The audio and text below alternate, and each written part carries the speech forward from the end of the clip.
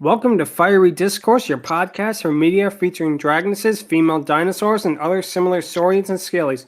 I'm your host, Ludmillanon, and with me are my co-hosts, Angron, Mathmachine, Stryker, and LuckyEevee.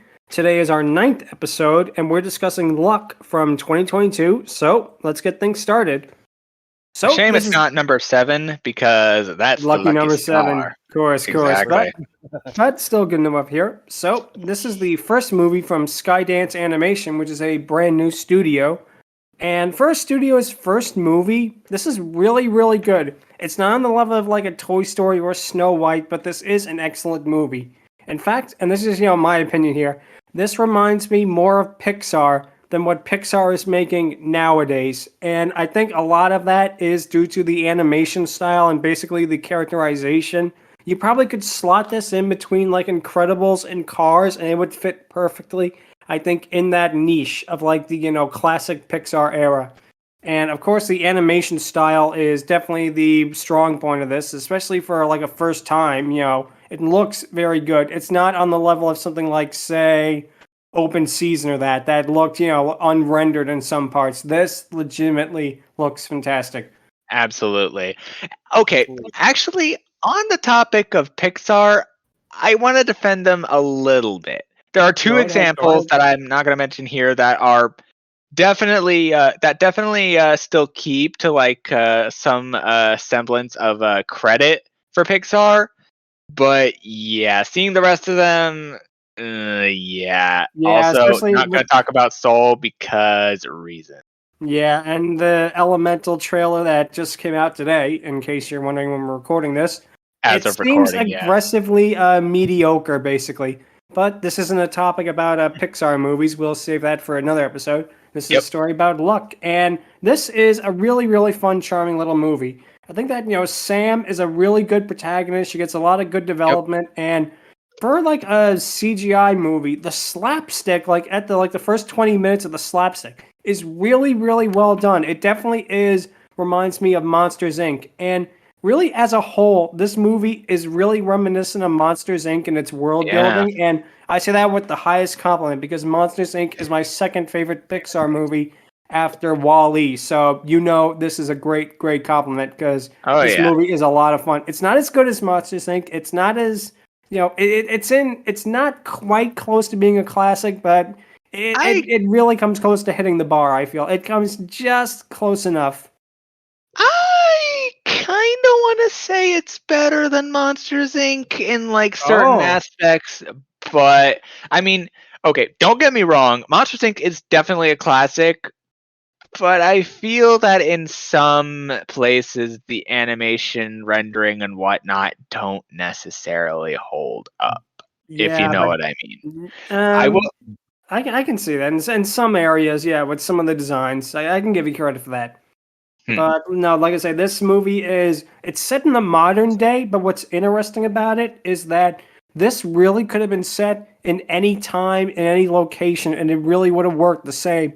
Which I feel really speaks to kind of the universality of it, and it really is a lot of fun time. And of course, you have the character Bob, voiced by Simon Pegg, without Nick Frost, sadly. But that means that this could be an alternate universe where Sean is a cat instead of a human, which would make things very interesting. That's an interesting thought. Oh man, you know what would have made that really funny in that case? If there was like a unofficial fourth ice cream sort of thing. Like that would have been great. And he was like obsessing over it. Oh, that would have been a perfect little running gag. But no. That would have been a cute nod, or like a cute little Easter egg, like someone holding like the British ice cream, but it has like an Cornetto, unofficial flavor. Yeah. Exactly. That really would have been a cute touch. But no, really though. This movie is a really, really charming one. The world building about the human world and the realm of luck, I feel, is really, really well done. And like I said, it definitely reminds me a lot about Monstropolis and, the titular Monsters, Inc. in Monsters, Inc. But like I say, it really, really is a lot of fun. And I really think that, again, the world building is what makes it, because even though, it's such a short movie and, it just feels alive. The world feels lived in. It doesn't feel rushed. It doesn't feel Like, there's a lot of unanswered questions, although there are some, but we'll get to that later. There are some, but they can definitely be answered later. Just like little plot holes, but they're not like, huge movie ruiners or anything like that. Exactly. It's that this movie feels like, for all intents and purposes, it had a lot of love and a lot of care put into it, and I really, really enjoyed it. Like I say, the cast was also pretty good. I mean, you had, of course, the captain, the Leprechaun captain, voiced by Whoopi Goldberg, which is not the last time she's going to appear on this podcast. Theodore Rex. That's going to be a fun one. Oh, lordy. Yeah, that's going to be an interesting experience. But we're not talking about that. But yeah, like I said, I just love like the world building, and like some of the gags in this are just so well done. Like how Sam wears leprechaun clothes and says she's from Latvia, and literally nobody notices, nobody says anything about it. It's just something that is just so well executed. It is like one of those jokes that's so subtle, and yet you can't just help but laugh at it.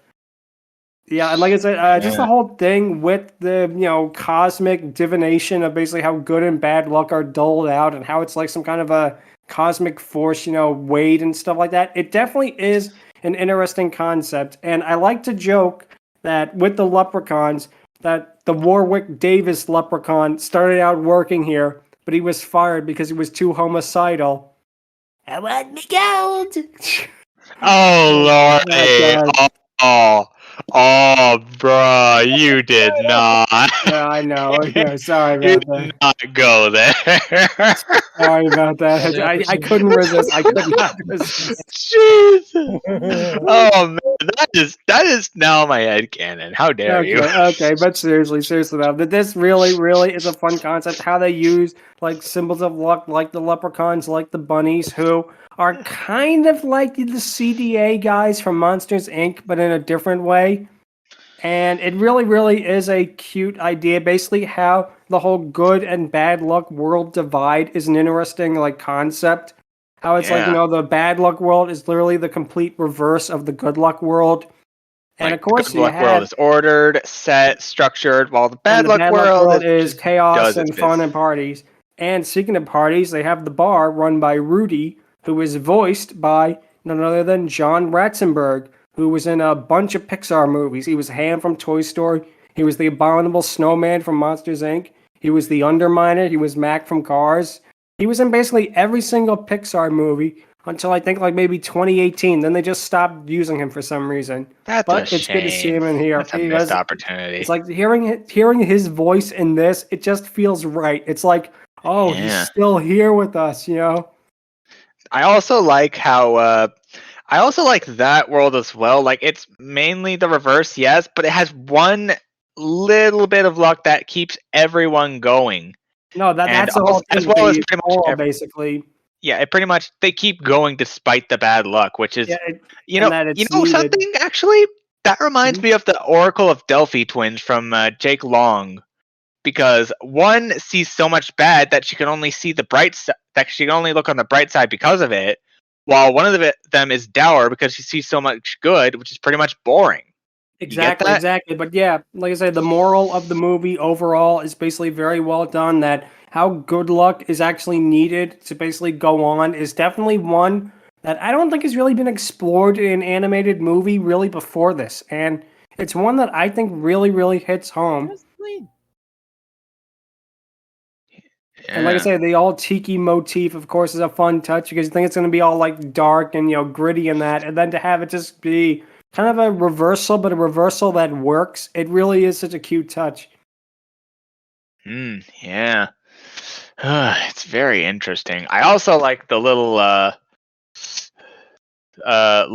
like the little touch with the lucky shot because that's the one bit of good luck where someone can get like a little taste of good luck, if you know what I mean. Exactly. Like I say, it's little world building details like that really shows how much care and effort went into this movie, and it just really, really works out for the best. So yeah, of course, sorry.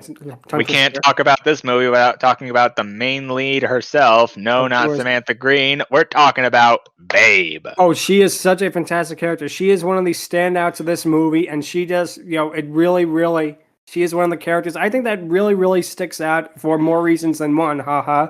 She's voiced by Jane Fonda, and I really like. It's an interesting design choice. Some people, say it's weird and that it's unfitting, but I think it's cool. The fact that she has multiple arms, she has 4 arms. It kind of really showcases. I think it's like a mixture between Western dragon design and Eastern dragon design, and it really comes together to make a really, really appealing color scheme. Yeah, it also makes for a very unique design. Like, we don't really get a whole lot of like multiple limbed dragons, if not any at all. So seeing that is honestly a breath of fresh air, not gonna lie. Exactly. And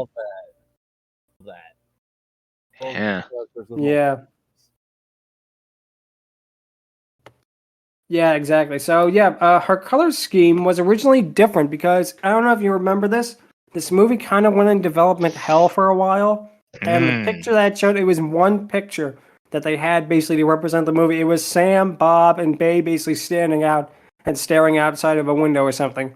And Babe was actually orange. Like, she was orange with like blue stripes on her, which definitely was interesting, although I do like the cream and pinkish color a little bit more. Yeah, I like the salmon color. I like the little mixture of salmon and orange that they decided to go with in the end. Exactly.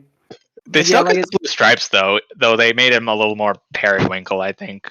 Yeah, I think what it was is they basically used that from like an initial design, kind of like what happened with Sisu for a while. They took like a test design,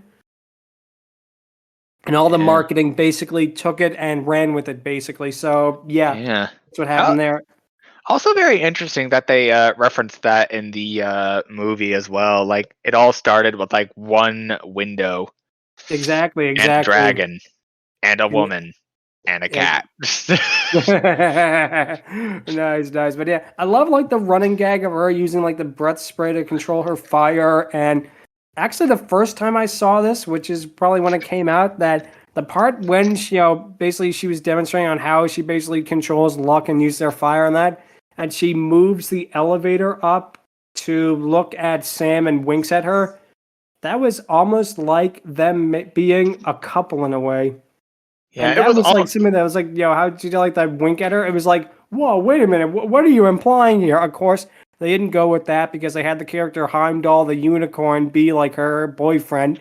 He's like an interesting character, although he's cute. He's he has a little his charm. Unnecessary. I feel like in some aspects he's a little bit off kilter for like the rest of the movie. I don't know. It's just his scenes or some of his scenes in particular that's dragging down just a little bit. But getting off him for a second. But yeah, I will. Also, I like to think that scene where she's winking in particular is like, we know what we're doing. Oh, that too. That definitely. Yeah. They know they knew exactly what they were doing with Babe. No joke. It was like with Seventh, and it's most certainly like with it. Exactly. I want to say it was made by Universal, but then I remember it's Apple and Skydance. Apple TV, which is why nobody saw this, unfortunately, because nobody has Apple TV. I know of one other person who does, but like, no one uses it. It's not anybody's first or second or even third streaming service. It's definitely down the rung. But with Heimdall being her boyfriend, you basically could say this is like a reverse version of Spike and Rarity. But seriously, I really love like the little touches on her, like the rings on her horns and ears. I like the businesswoman coat, how it looks on her. It gives her a real professional vibe. For being she's like a mythical creature, it gives her like exactly that too. That is a big part of it in more ways than one. But no, the whole thing of her being able to literally sniff out bad luck is a fun concept, and how they do it, like with the almost sort of reveal but not reveal, is fun too. A fun little bit of tension.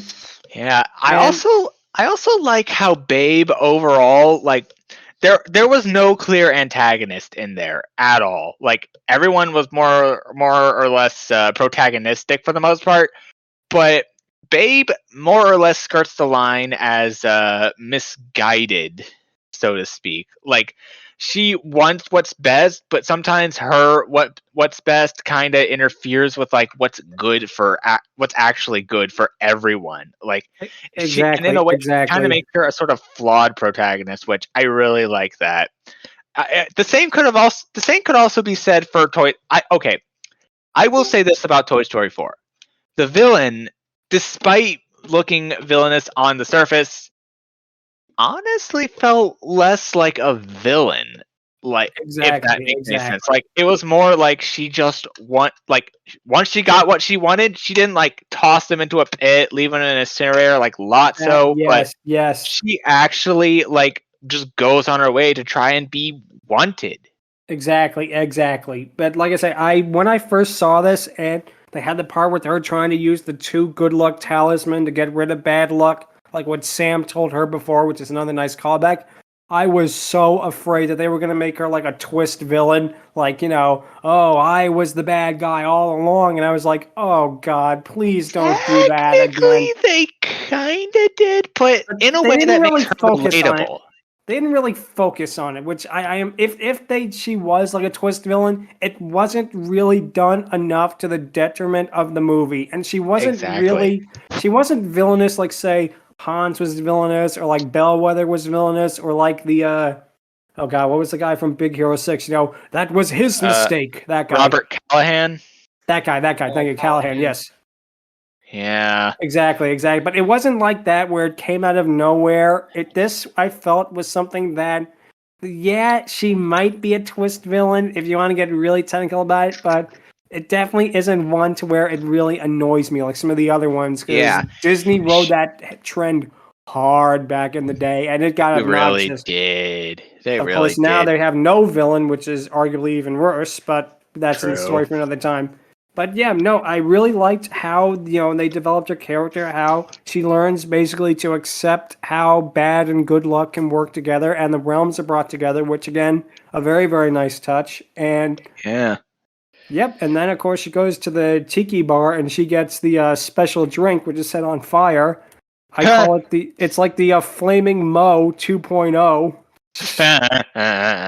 Yeah, but no, like I say, there's also like the other twist about Bob not being Scottish but English. That is something that I did not expect when I first saw it, but when I did, it was like, oh, that makes perfect sense. That he's actually trying to get in with the whole good luck aspect of things, despite being from associated with bad luck. He's so desperate to change his ways too. It kind of ties into like Babe's story and even Sam's in a way. It's something that's very entwined. Yeah, it's very entwined. A lot of people, I wish a lot of people saw this movie and would make that connection. The sad thing is that nobody really saw this at all because it went direct to Apple TV, and nobody has Apple TV, and of course didn't get a theatrical release. And I don't think it's available on home video or streaming, sadly, it's kind of a shame. Yeah. But yeah, like I say, Sorry. Take what you want, because a pirate is free. You are a pirate. Exactly. There's always that. But yeah, like I say, it definitely has a nice ending overall with Sam learning to accept that, the way she is in life makes her a stronger person. And the fact that Bob stays with her despite the implication that he can never go back, it makes it a little bittersweet, but it is a nice touch. And it's a nice ending overall. It basically wraps it up in a very, very charming way. And I thought this movie was just really, really nice. Definitely, actually, probably one of my favorite animated movies of 2023. It definitely is not my favorite because, Pinocchio is just, that is just a masterpiece. But this movie is cute. It definitely is a cute Pinocchio or Bad Guys or Puss in Boots Last Wish. All those movies are definitely up there. Not arguably better than this, but this still is a fun enough time, I think. So, Mathmachine, what do you think of this movie? Yeah, I really liked it. It's got a very mid 2000s feel to it in a good way. Exactly. It does feel like one of those just general comfort kind of movies. No big stakes, nothing grandiose going on, but just a generally That's like what I feel like movie. Disney has lost somewhat with that. I feel like every movie, even the ones that are trying to have low stakes, are all about having like a message or having some big adventure or big revelation, and I don't know, it just feels kind of a shame to me. But like I said, this movie could work if they could actually go the extra mile to make them unique. Some of them are unique actually, but they don't get the recognition they deserve because they're honestly like what's even the point nowadays? Exactly. It's a little shameful and a little sad, and I want to see more good from them again because, like, holy crap. Definitely. So, yeah, but... Sorry, go ahead. And yeah, like the only things that I really thought that were annoying to me as I was watching the movie were things that they actually did explain in the movie. Like, it seemed weird to me that Bob still had good luck stuff happening to him when he lost the lucky coin, but then the revelation towards the end happened. I was like, oh, actually, that makes perfect sense. Good job, movie. I didn't see that one coming. Exactly. They really took, like, little quibbles that it could have with the movie, and they made sure to address it probably later down the line. I don't know if it was like the writers realizing, oh, we wrote ourselves into a corner, let's find a way out of this, or not. But the fact that they actually went to do it, I feel, really shows that they went the extra step. Yep. Mm-hmm. So, yeah, Skydance Studios is currently making a new movie called Spellbound, which also has a dragoness in it, so we will review that in the future. Vicky Jensen, who worked on Shrek, is apparently working on it, but she is not the only major person to work on Skydance Media, because one Mr. Brad Bird quit Disney to work for Skydance. Now, Brad Bird, if you want to listen to this podcast and you don't know who he is, first of all, how dare you? Second of all, the man has made The Iron Giant. He's made The Incredibles. He made The Incredibles too. We won't hold that against him. But no, he is a fantastic director. Both Incredibles were amazing. Yeah, all right, I'll give you that. But no, he definitely is a fantastic director. And I really want to see what he can do with this new studio. Because who knows, maybe he'll have more creative freedom to do what he wants with it. And I'm really looking forward to seeing it. So that also brings us to the question, which is, what do you think about Skydance Media? Does this studio have a good future ahead of it, or will they end up petering out like some other fly-by-night animated studios? Well, let's see. That's two films that I believe they worked on off the top of my head are Top Gun Maverick and this film.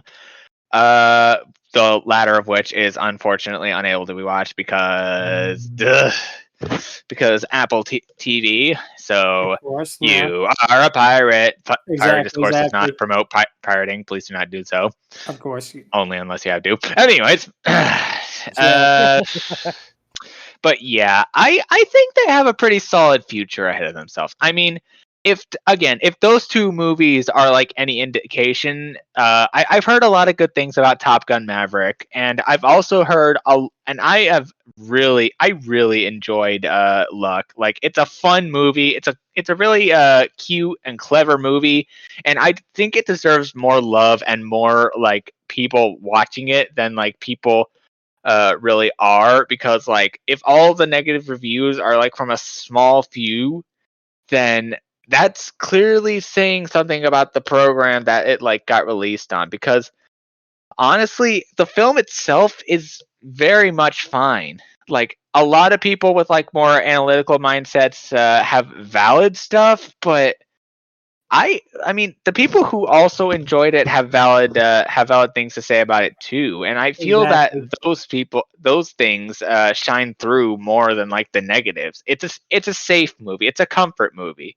Exactly. It feels like it's not like a perfect movie, but it's a perfect movie to watch like on a rainy Sunday afternoon to cheer yourself up. It's that kind of way, and I feel that because this studio actually is getting a surprising amount of talent behind it. I mean, Brad Bird, hello.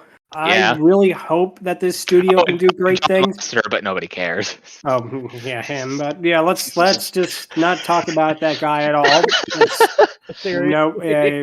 That guy is just But no, I feel like this studio definitely does have a lot of potential. The only thing, like you said, I'm afraid of is their distribution. Because let's be honest, again, nobody has Apple TV, and that's gonna hurt them in the long run. Now, if there's a way that they could like theatrically release their movies, although theatrical releases can be really tricky. I mean, those can kill studios. I mean, just to go on a little tangent here, DNA Productions was the production team that made Jimmy Neutron. They released the original Jimmy Neutron in theaters, and it was a huge smash hit. You know, it actually was nominated for Best Animated Feature, and it's a fun movie. then they, of course, made the TV show. Then they made another movie called The Ant Bully that was released to theaters. And that movie apparently bombed so hard, it actually killed the studio. So you got to be really careful with releasing movies theatrically. Yeah, I mean, to be fair, they're released in January, so exactly. Yeah. That is a hard. I personally didn't think it was bad. No, it's not a bad movie at all. It's very fun, but the problem is, again, with theatrical, is you're definitely gambling a lot on stake. Yep, he's a gamble. Exactly. I mean, look at even like VHS distributors like Good Times Entertainment. They released their Rudolph the Red-Nosed Reindeer movie in theaters, and that really sent them down spiraling. So you got to be very careful with theatrical distribution. But getting back to this point is that I feel Skydance, and I hope they do very well, because I feel at this point Disney needs competition. They have DreamWorks, they have Illumination, they have to a lesser Warner Bros. Yeah, Warner Brothers to a lesser extent, but it would be good for them to have some more competition, because I feel like for the most part, I think for the last decade, Disney has been getting a little complacent with how they do their animated movies. Like ever since Frozen basically made like $1 billion, they have basically thought they can do no wrong. I mean, look, they released something like Wreck-It Ralph 2, Ralph Breaks the Internet in theaters, and we're proud of it. I mean, that shows that you gotta be knocked down a peg a little bit. You gotta. Hey, look! I drew a bunny. It looks like shit. Exactly. Oh, God. But no. I hope the best for Skydance Animation, and I really hope that they can continue to make great animated movies. And when Spellbound comes out, we will definitely do an episode on that. Probably as soon as it comes out, to be honest. And what was Spellbound again? It's I don't know what it's about. I don't even know if there's a plot synopsis. There's a couple of pictures online of it, and it does have a dragoness in it. So we are going to talk about that when it comes out. It's a different kind of dragoness. She's a little more stubby. She kind of looks more like a Kirby enemy, to be honest. But that is one that we definitely are going to... Is it a show or a movie? It's a movie. But when did it come out? I think it might...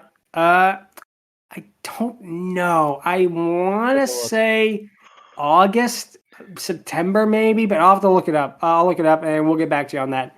But I hope the best for Skydance. What do you have to say, Evie? I did find a bit of a plot. Oh, okay. Go ahead, LuckyEevee, and tell us the plot. The film follows a magical teen, Princess Elion, who tries to save her family and kingdom from a battle between light and dark forces. Wait, is it not out yet? No, it's not out. Plot sounds a little generic. Plot I found. A little generic, but you definitely could use that as a springboard. So, don't judge a book by its cover in that. You definitely can use this as a springboard. Yeah. It was originally supposed to be released November 11th after a couple pushbacks.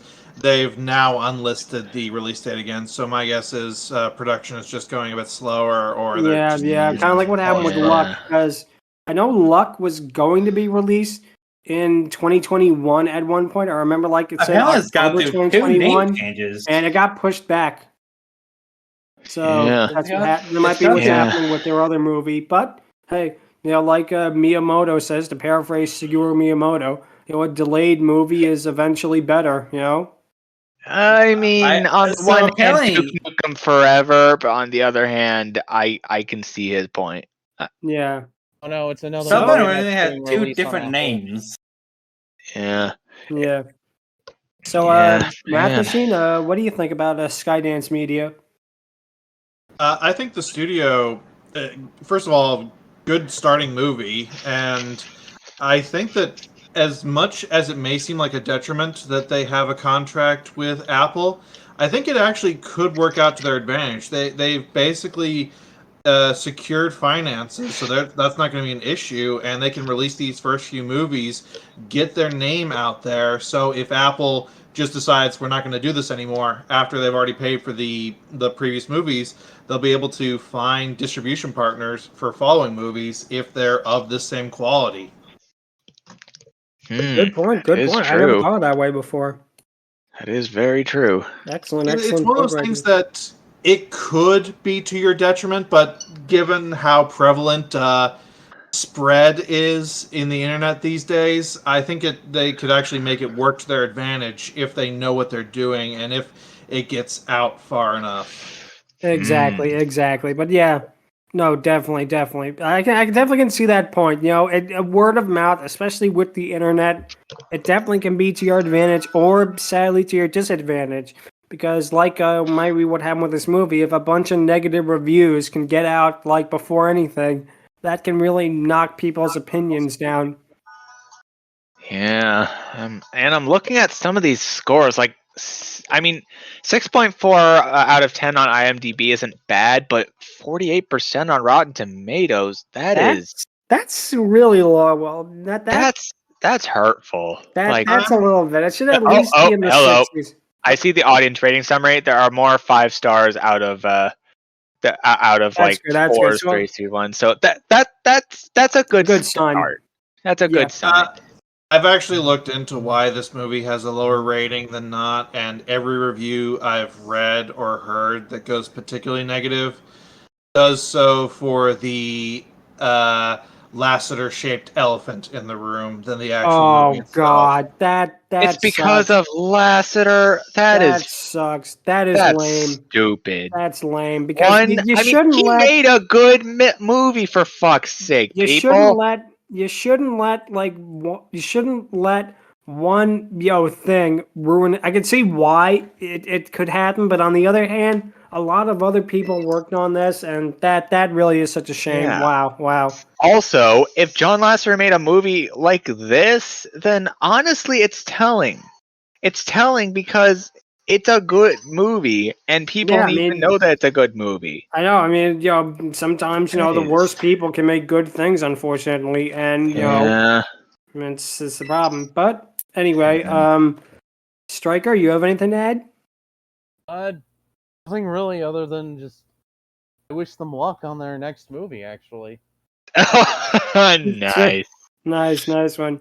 And LuckyEevee, anything from you about Skydance Media and Skydance Animation? Sorry, and their future.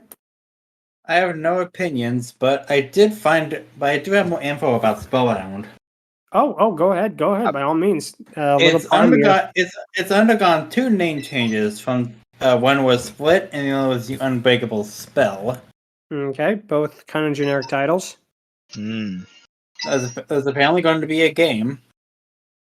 Nice. I can see that with the designs. I can see that, especially with the dragon design. I definitely can see that.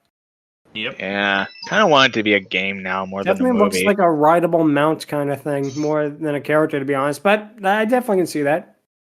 Or like a sort of like Bayonetta, sort of like Ram sort of thing. Exactly. No, Bayonetta. Yeah. It might be released either this year or next. We don't know yet. Yeah, development hell. Who was making this? DreamWorks or Disney? No one. This is Skydance. Skydance Animation is making this. Hey. Yep, that's what I'm saying. I wish them the best of luck with this movie. The only thing like that is discouraging. But the only thing that is like discouraging is all the name changes and the development hell because. And we'll talk about that. Apparently, it is planned for theatrical as well as Apple TV. Oh wow! They're playing with the big boys with theatrical. Okay, playing with the big boys now. Exactly. But yeah, like I say, I hope the best for them, especially with theatrical release. And yep, like I said, the thing with the name changes and that definitely could be detrimental to the product, although you don't know. It can go either way. It could be either like, a good dinosaur, or it could be like an Emperor's New Groove. It could be one of the two, and I feel that hopefully, all the weights and the retooling and that is worth it in the end. So, same. Absolutely. So, now it is time for the patent pending Dragoness Scale, and we are going to talk about Babe. Right, and I will go first, and I am going to give her to be honest, I am going to give her a perfect score because I feel that, number one, it's a very unique design, one that has really never been done, not just in animated movies, but really movies in general with the multi-limbs and the combination of the Eastern and Western features. Jane Fonda really gives a performance that is excellent. It's really, warm and, friendly and basically, a little bit of mischief to it, which I like. And, the professionalism aspect is good too. But she does a very good job with the voice acting. And again, basically from a character standpoint, she is easily probably the best character in the movie, and that she is the one who arguably goes through the most amount of character growth and character changes.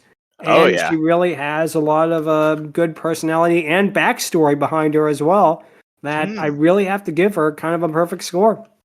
Yeah. Well, I'm honestly torn. I want to give her a perfect score. I also want to give her an 8 out of 10. I don't know why. I honestly kind of want to give her a either a 9 or 10 out of 10. I might lean towards the latter. Because, I mean, Babe as a whole is just, I don't know what it is, but there's just something in my mind telling me there's something that holds her back. But I will personally admit that everything you just said is honestly true, because she is, she's sort of like Siveth, except she's more homey, friendly, willing to help. And again, she goes through the most dynamic changes. And she's not even the main character in quotation marks. And it is just fascinating that Skydance put so much attention to her, like Universal did with freaking Siveth. Again, with the freaking comparisons. So that they knew what they had on their hands. They knew they had a good one. Yeah. I honestly might do a 10 out of 10 as well, because I don't know if there's gonna be another dragon like Siveth or like Babe, but those two are certainly among some of the greatest animation dragonesses out there. Absolutely, I agreed too. Yeah. I have yet to watch this movie, so now I will go with you guys. Okay. Thank you, Stryker. 310s. Mathmachine, what would you have to say? Once again, let's keep this train rolling. Wow. I found that Babe was... I think that she might actually be my favorite modern dragon design just ever. There's just something that's just really well made about her that you just do not see, and the creativity shows in this. I really like the detail that both sets of her arms could be used as legs. She, at one point when she was carrying the two good luck crystals, she used her middle arms to carry them and her top arms to walk, and she's done the reverse in other scenes. That is something, that's a nice touch that you just do not see in other animated movies, and I really appreciated that. No, that definitely is awesome. I love when she's got she's got a very motherly style of just presentation to her. It's very warm. It's very comforting. Her going evil moment, whatever you want to call it, was actually very in character for her. So it's not a twist thing. It actually did fit for the movie. That she just thought that she was doing something to help society. Her and Jeff or Heimdall, whichever one you prefer, they are an adorable couple. I actually really like them together. They're pretty believable, all things considered. It works. It does. Yeah, like I say, it's just the scene solo with them kind of drawing it down, but them together on screen, it really does click. Oh, absolutely. And I just cannot find something that I dislike about Babe. She is just up there with Sisu. Every time she is on screen, everything about her just makes this movie better. And that is a sign of a great character. Exactly. But yeah, that was a very good point you mentioned with using the different set of arms as legs. I actually did not notice that on my first viewing. And I'm really going to have to probably go back and more watch that sequence, because if they do that, that shows how much care and effort really went into this movie, basically, because wow, that really is something else. I had to rewatch that because I didn't think that they actually did that, and when I saw they did, I was really impressed. Especially for something like a first-time studio to actually go that in depth and in detail. That really is surprising. Mm-hmm. So, we'll just leave LuckyEevee. What score would you give, babe? Honestly, I dislike the 4 movies. Okay. Nothing wrong with that. So that is going to detract heavily. So. Heavily. Now I'm concerned. So yeah, 5. A 5 out of 10? Wow. Yikes. Wow. It's a pretty big score. But hey, no, it's on opinion, so that's fine. Wow, that means Babe was really close to being the first Dragoness with the perfect score, but it's going to be very rare to see one that does, and, well, that's basically the podcast for you, and maybe next time we'll have a perfect 10, because if you have any questions, or if you'd like to talk about Warwick Davis' Leprechaun, I want the code! You can email us at fierydiscourse@outlook.com, or visit us on twitter.com/fierydiscourse. Next time, we are going to be talking about not a movie for a change, but a television show, because to tie in for the new Super Mario Bros. Movie, we are going to be talking about the 1998 Super Mario Brothers Super Show episode, The Bird / Neatness Counts. Done. Hey, paisanos, it's a Super Mario Brothers Super Show. Hey, Luigi, look at the football. I chiseled it. Luigi, you didn't make it. But no, anytime. Thanks so much for listening to this podcast. And until next time, take care. Yep. Peace, y'all. Later, paisanos. Later, paisanos. Yes, should have gone with that. Anyway, peace, y'all. Adios.